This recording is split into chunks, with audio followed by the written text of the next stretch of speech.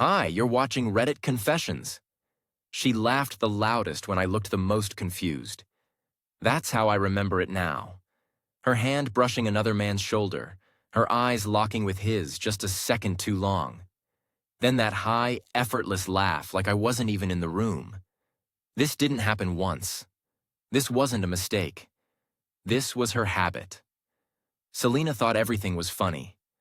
Flirting, funny, teasing men in front of me. Hilarious.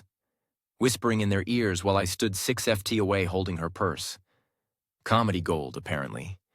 At first, I told myself I was overthinking. That's what you do when you're the quiet one. You doubt. You internalize. You edit your emotions the same way I edit technical manuals.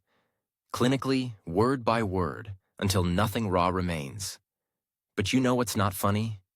Being laughed at, especially by the woman who once promised to protect your heart. She started calling it a game. That's how she justified the comments.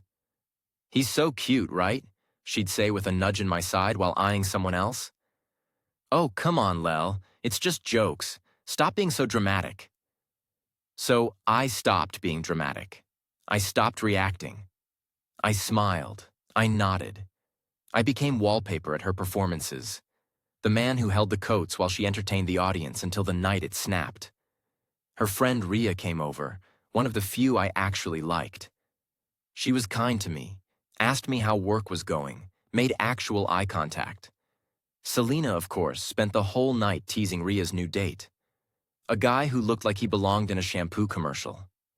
At one point, I saw Selena slip her number into the guy's pocket, a folded napkin like we were in some high school cafeteria movie. My stomach turned, but instead of saying anything, I turned to Rhea and said, "Hey, I think I'm finally starting to get this whole joke thing." She smiled. Yeah. I said, "Mind helping me practice?"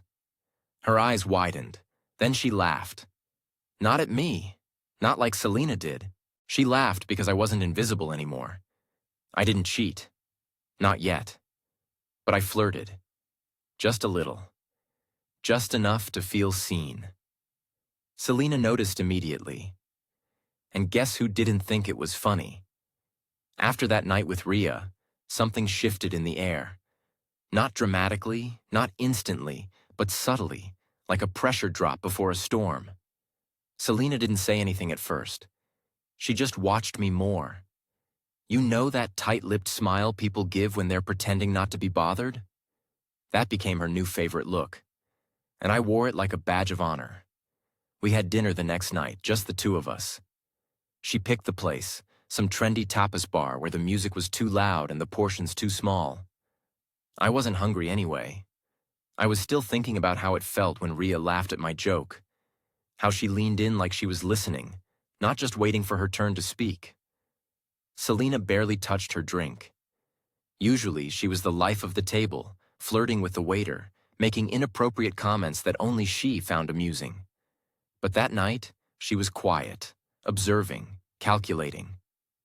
Finally, she said, "So, you and Rhea got pretty cozy last night." I shrugged. She was nice, easy to talk to. Selena smiled, but her eyes didn't. "You're not actually trying to make me jealous, are you?" "No," I said, slicing into a tasteless piece of grilled eggplant. "I'm just learning how to laugh at things." That silence afterward deafening. The next few days were strange. Selena started being nice, like unnaturally nice. She made me coffee in the morning, which she never did. She complimented my shirts. She even sat on my lap while I was trying to respond to emails and whispered, "You know, I only joke because I love how you react." And just like that, the switch flipped. It wasn't about me being too sensitive. It wasn't about her just playing. It was about control. She didn't want me to have that same power to flirt, to feel attractive, to make others smile. Her jokes were only funny if I was the one shrinking.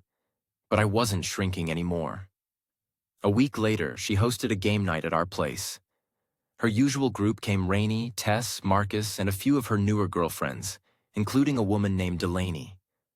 I didn't know Delaney well, but she was charming in a very real way. Not flashy, not overly made up, Just someone who looked you in the eye and listened. Selena was in full performance mode again, laughing too loudly at Marcus's stories, touching his arm every time he spoke. I sat across from her and smiled. Not bitterly, not with resentment, just knowingly. Then Delaney sat next to me. I don't remember what started it, but we were talking about something dumb. Board games that cause relationship fights, and I made her laugh so hard she snorted wine out of her nose. She hit my shoulder, giggling, and said, "Stop. Seriously, I can't breathe." And across the table, I saw it. Selena's smile twitched just a little. She leaned over and said, "Danny, careful. Lel's married, you know." Delaney froze. "Oh, sorry, I didn't mean, but I cut in. It's just jokes, right?" I said, meeting Selena's eyes. "Isn't that what we do around here?" The room went quiet. Just for a beat, and then someone laughed awkwardly and the conversation picked up again. But Selena didn't laugh. That night when everyone left, she didn't say a word. She just started cleaning furiously like crumbs were the real enemy. I went to bed alone and I smiled because for the first time in years, I wasn't the only one wondering how it felt to be ignored. The morning after game night, Selena acted like nothing had happened. She hummed in the kitchen, made her signature oversweet French toast, and kissed me on the cheek like she hadn't just tried to shame another woman in front of me the night before. I watched her pour coffee like she was auditioning for a toothpaste commercial. All smiles, all surface. I didn't say a word. I wanted to see how long she'd keep pretending she didn't feel that shift in the room. She broke first. Later that day, she popped her head into my home office, still in her robe. "You and Delaney had fun," she said casually, pretending to check her nails. I didn't even look up. "She's funny." Selena stood there. "You know, some women flirt just to see if they still have it. It doesn't mean anything." Now that got my attention. I turned and looked her straight in the eye. "Is that what you've been doing? Seeing if you still have it by flirting with my coworkers, friends, waiters, Uber drivers?" Her smile disappeared. "Don't be ridiculous." "Oh, I'm sorry," I said. "Maybe I just need to work on my sense of humor again." She stormed off. No retort, no dramatic defense, nothing. It was the first time my words actually landed. And that silence, her silence, it was the loudest moment of our marriage. But what happened next, I didn't expect. 2 days later, I got a message on Instagram from Tess, one of her closest friends. She sent a picture of an old group hang, the kind where Selena was holding court, and I was somewhere in the background probably cleaning up empty bottles. Tess wrote, "You looked miserable that night, you okay?" It wasn't flirtatious. It was genuine. That somehow made it hit harder. I replied cautiously. We ended up talking. Not every day, not for hours, but enough. Enough for her to say she'd noticed how Selena talked to me, how she belittled me in front of people, how she'd once joked to the group. "If Lel ever leaves me, I'll be single for a day." Maybe. Tess said that wasn't a compliment. It was a power move. That night, I couldn't sleep. Not because of guilt, because for the first time in years, someone had seen me. Not the version of me Selena painted, the real me. The man quietly shrinking in the shadow of someone else's spotlight. So I started being louder, not with my voice, but with my presence. I started dressing better, accepting invites. Selena declined, saying no to her without feeling like I owed an apology. I even cracked jokes around her friends. Real jokes, ones that made them laugh with me, not at me. And Selena, she didn't like that. Not one bit. She pulled me aside during a barbecue and hissed, "You're embarrassing me." I looked her dead in the eye and said, "Funny, that's what I've been feeling for the past 2 years." She blinked. For a moment, she looked like she was about to cry. But instead, she turned around and walked away. Later that evening, Tess caught my arm and whispered, "She's scared." I smiled. Good. But what I didn't know then was just how far Selena was willing to go to get control back. and I never expected who she'd pull into it. A week passed without a single flirtatious joke from Selena. Not at home, not in public, not even over text. That silence should have been comforting, but it wasn't. Felt manufactured, like she was waiting for something, watching me, measuring how far I'd push the boundary now that I wasn't under her thumb anymore. Then came a message I didn't see coming from Ila. Ila was Selena's friend from college, the one who always seemed too sharp to be part of her circle. She had a dry, sarcastic sense of humor. And unlike the rest of Selena's entourage, she didn't find Selena's jokes all that charming. We'd barely ever spoken, but apparently she noticed more than I thought. Her message read, "I don't want to start anything, but I think you should know Selena's been texting someone behind your back, and it's not just jokes anymore." That pit in my stomach returned.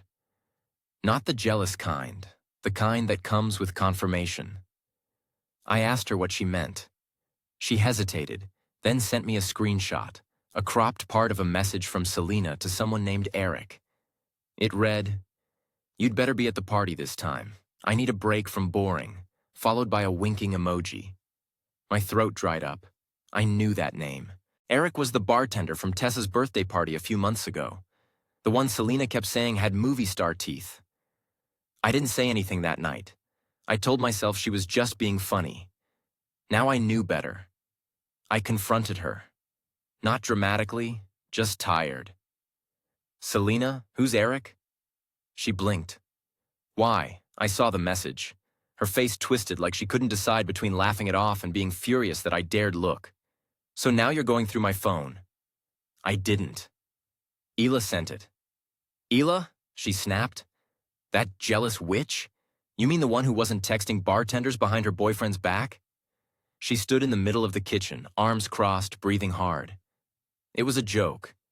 I just looked at her. "You keep calling them jokes, but I'm the only one not laughing." She stormed out of the room, slammed the bedroom door. I didn't follow, but something inside me turned over. Not rage, not heartbreak, something colder. I was done being humiliated quietly.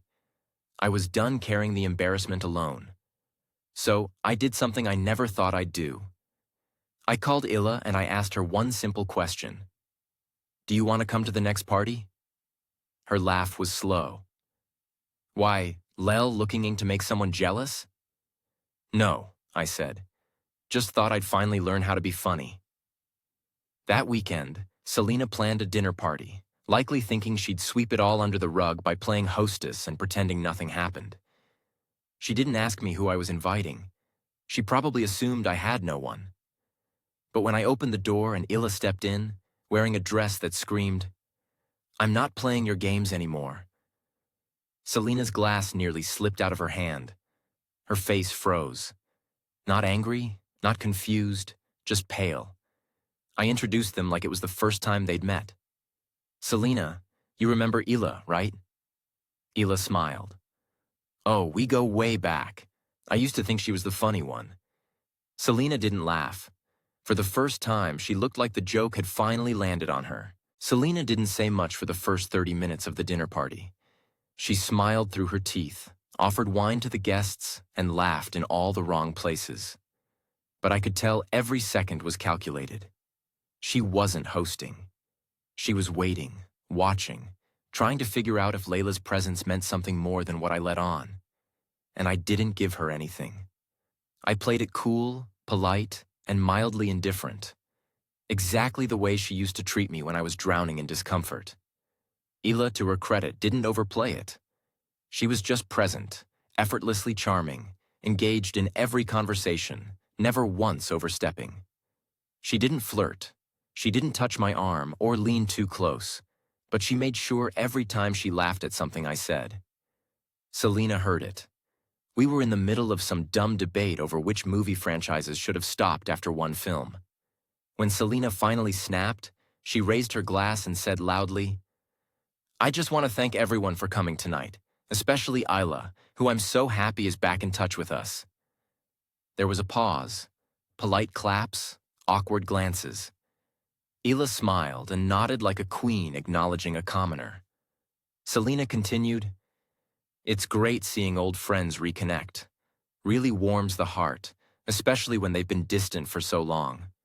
I knew what she was doing, digging, laying bait. She wanted to embarrass me, corner me into a defensive moment so she could play the victim again." Illa didn't blink. "Well, sometimes distance helps you see things clearer," she said, still smiling. "Like, who actually respects you and who just plays pretend when others are watching." That one hit the room like a thud. Selena looked like she'd been slapped. "Are you implying something?" "Not implying," Illa said gently. "Just reflecting." I nearly choked on my drink. The tension was delicious. Everyone at the table suddenly needed to check their phones or refill their wine, giving the two of them space to continue their quiet war. I stayed quiet, too. I wanted to see who'd cross the line first. Selena stared at Illa, then turned to me. "Is this your new thing, Lel? Using my friends to get back at me?" The room went silent. I tilted my head. "You use jokes to get attention. I use friends to get honesty. Looks like we're both experimenting."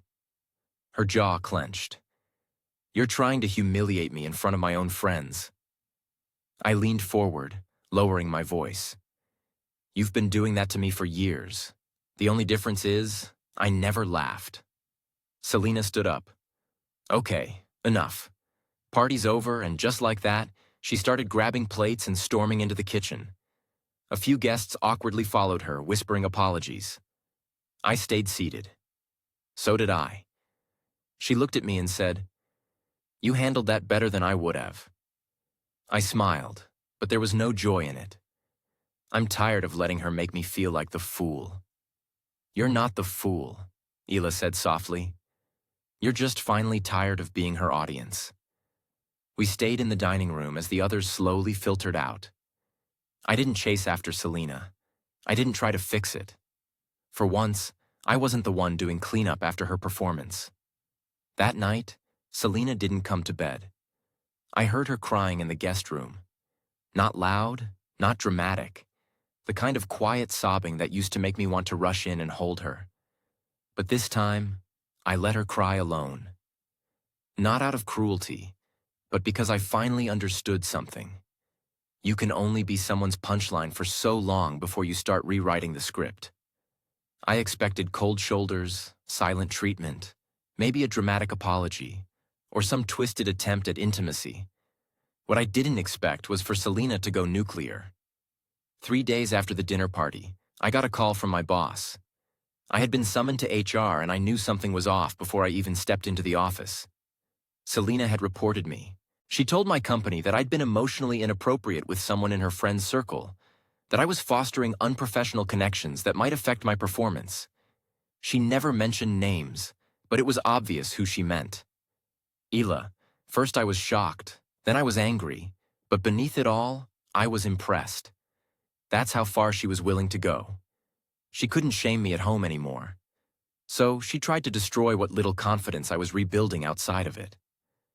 Luckily, I'd done nothing wrong. HR asked a few questions, reviewed my interactions, and closed the case the same day. No warning, no note on my record, just a handshake and a raised eyebrow from my boss, as if to say, "Who are you married to?" I came home to find Selena on the couch, scrolling through her phone like she hadn't just tried to set my life on fire. I walked in, shut the door, and she didn't even look up.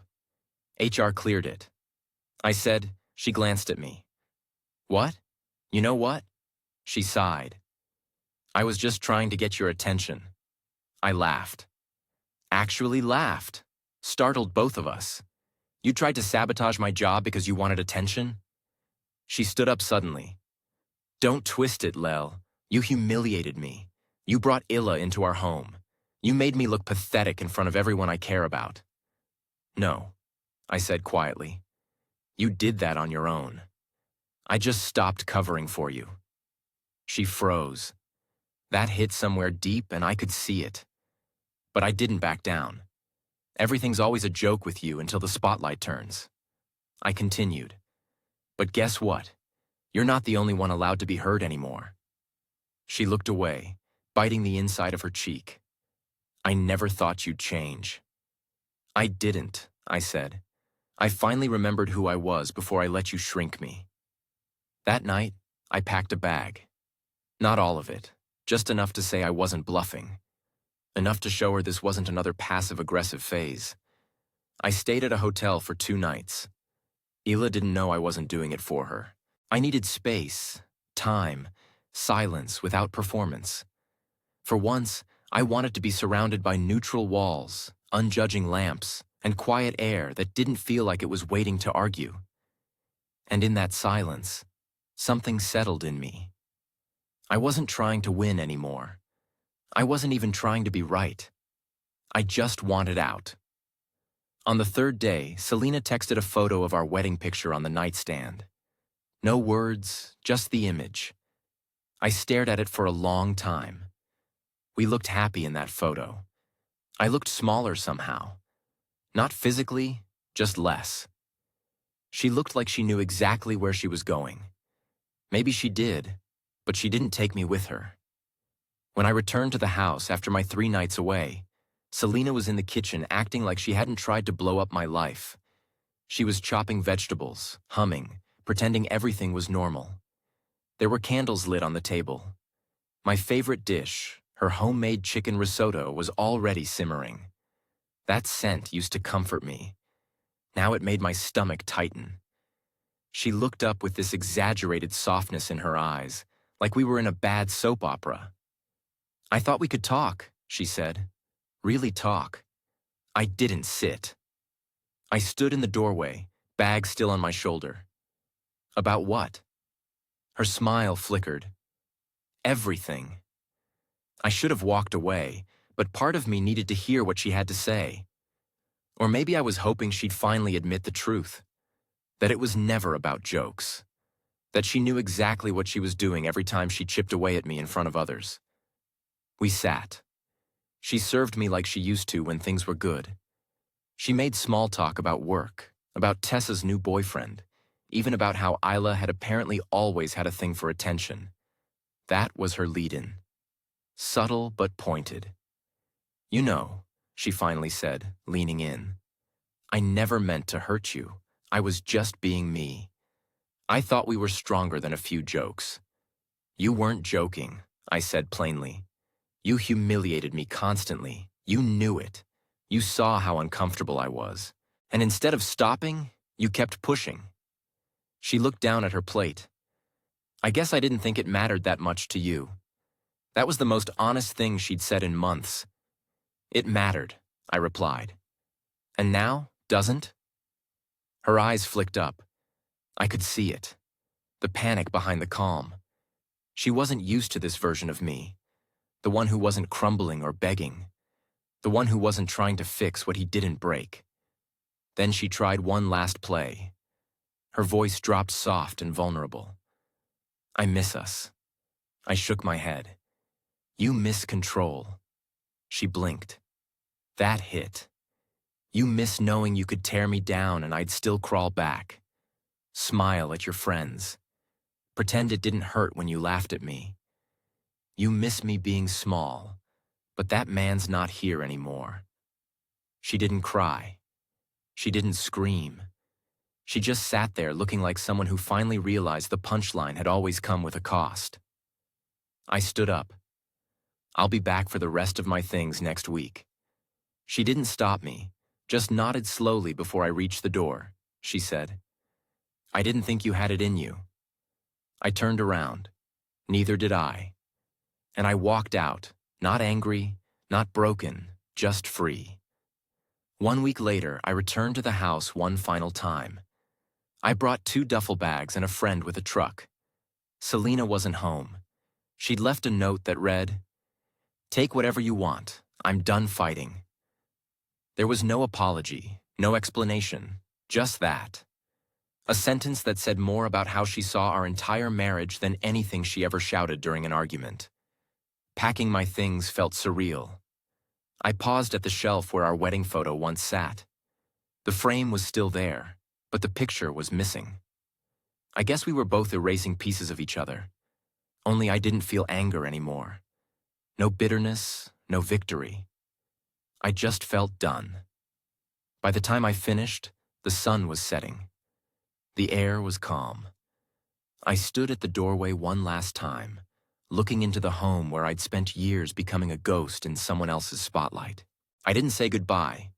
You don't say goodbye to a performance. You just stop watching. I moved into a small apartment. Nothing special, but it's mine. The first night, I sat on the floor with takeout and no furniture, listening to the silence. And for the first time in years, that silence didn't feel empty. Felt earned. Ila and I kept in touch. We never dated, at least not right away. She gave me space. I gave myself grace. And somewhere along the way, we started meeting for coffee, then long walks, then late-night conversations that didn't feel like I was auditioning for approval, just being seen fully. Finally, months later, Selena texted me a single sentence. "I hope you're happy now." I didn't reply because I was. Not because she was gone, but because I had finally chosen myself over her version of me. I no longer needed to prove anything. Not to her, not to anyone. Selena once said, "I didn't know how to take a joke, but I learned something better. How to take back my voice." Thanks for watching Reddit Confessions. If you made it this far, drop a comment and tell us what's one historical event that changed the world, but started with a quiet, personal decision. Don't forget to like, subscribe, and hit that notification bell so you never miss a story that hits close to home. Until next time, stay strong, stay real, and remember, sometimes walking away is the punch.